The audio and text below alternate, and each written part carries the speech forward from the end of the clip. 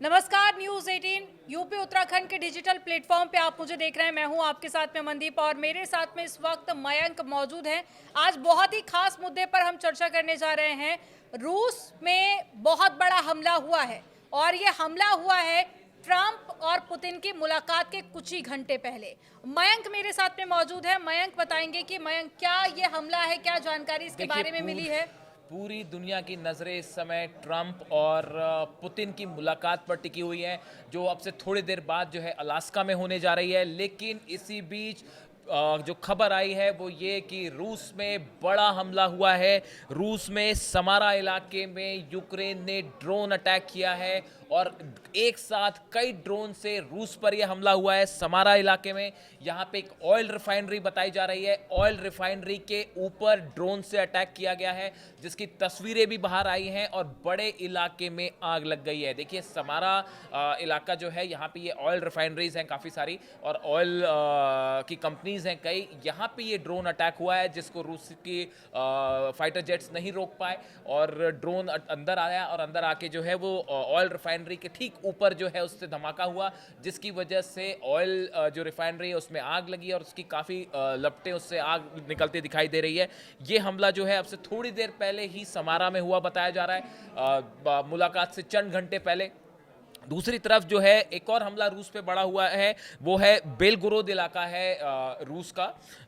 यहाँ पे बताया जा रहा है कि इस पे भी ड्रोन से अटैक हुआ है और एक रिहायशी इलाके में ड्रोन से अटैक हुआ है, जिसमें एक कार के ऊपर पता चलता है कि उसको पता चला है कि निशाना एक कार के ऊपर टारगेट था इस ड्रोन का। अब देखने वाली बात यह है कि क्या कोई स्पेसिफिक पर्सन थे उसमें, क्या कोई रशियन आर्मी से या मिलिट्री से जुड़े कोई शख्स था या जिसको टारगेट किया जा रहा था, या फिर एक नॉर्मल अटैक था। इस बारे में अभी जानकारी सामने नहीं आई है, लेकिन इस हमले की भी तस्वीरें सामने आई हैं और बेलगोरोद इलाके में जिस कार के ऊपर ये अटैक हुआ उसके बैठे अंदर जो लोग थे वो उनको अस्पताल ले जाया गया। बचे हैं या मरे हैं इस बारे में कोई जानकारी नहीं है, लेकिन इस हमले की भी तस्वीरें सामने आई है। और देखिए ये दोनों हमले उस वक्त हो रहे हैं जब एक तरफ ये कोशिशें हो रही हैं यूक्रेन युद्ध रोकने के लिए, ट्रंप और पुतिन की मुलाकात होने वाली है, बड़े बड़े दावे हैं इस युद्ध को रोकने को लेकर, हाई स्टेक लगे हुए हैं। ट्रंप बताया जा रहा है कि ट्रंप जो है उन्होंने अपनी पूरी ताकत लगा दी है कि किसी तरह पुतिन को मनाया जाए। नोबेल पीस प्राइज की बातें हो रही हैं कि जो ट्रंप हैं वो ये चाहते हैं कि ये डील और मीटिंग सक्सेसफुल हो। अगर ऐसा होता है तो शायद नोबेल पीस प्राइज के और करीब पहुंच जाएंगे ट्रंप, इस तरह की बातें हो रही हैं। एक तरफ तो सीज फायर की बात है और दूसरी तरफ चंद घंटे पहले रशिया पर जबरदस्त अटैक। हाँ, और हम पहले भी देख चुके हैं कि ट्रंप कहीं ना कहीं क्रेडिट लेने के हमेशा मूड में रहते हैं। बिल्कुल। भारत के लिए भी कई बार हमने देखा कि आपको याद होगा कि जब भारत और पाकिस्तान के बीच में हालात खराब हुए तो उस वक्त भी ट्रंप बार बार क्रेडिट ले रहे थे, लेकिन भारत सरकार ने बहुत स्पष्ट शब्दों में कह दिया था कि अमेरिका या फिर ट्रंप का इसमें कोई भी रोल नहीं है। लेकिन अगर पुतिन और ट्रंप की मुलाकात की अगर हम बात करें तो क्या उद्देश्य, क्या इसके पीछे की वजह है और क्या एजेंडे रहने वाले हैं इस मुलाकात में? देखिए अभी ये बताया जा रहा है कि इस मुलाकात से ठीक पहले ट्रंप का एक नया बयान सामने आया है। ट्रंप हमेशा अपने बयानों से जो है वो गुगली फेंकते हैं और उनके जो बयान हैं वो ऐसे होते हैं जिसके बारे में कोई अंदाज़ा नहीं लगा पाता है। तो पुतिन के साथ बैठक के ठीक पहले बयान आया है ट्रंप की तरफ से, जिसमें ट्रंप ने ये कहा है कि 25% चांसेस हैं कि पुतिन के साथ मीटिंग फेल हो जाए। यानी देखिए ट्रंप का ये कहना है कि ऐसा अनुमान लगाया जा रहा है, मतलब अमेरिका के अब ये 25% पुतिन ट्रंप ने क्यों कहा ये ट्रंप ही जानते होंगे, लेकिन उन्होंने कहा कि 25% चांस है कि पुतिन के साथ बैठक जो है वो फेल हो जाए। और दूसरी तरफ उन्होंने ये भी कहा है कि अगर पुतिन के साथ बैठक फेल हो जाती है, मीटिंग का नतीजा नहीं आता है निकल के, तो मैं अलास्का से निकल के अपने घर चला जाऊंगा। ये भी उनका एक बयान आया है कि अगर अगर मीटिंग फेल हो गई तो मैं जो है वो मीटिंग से सीधा उठ के जो है अपने घर चला जाऊंगा, मैं लंबे समय तक बातचीत को नहीं खींचूंगा।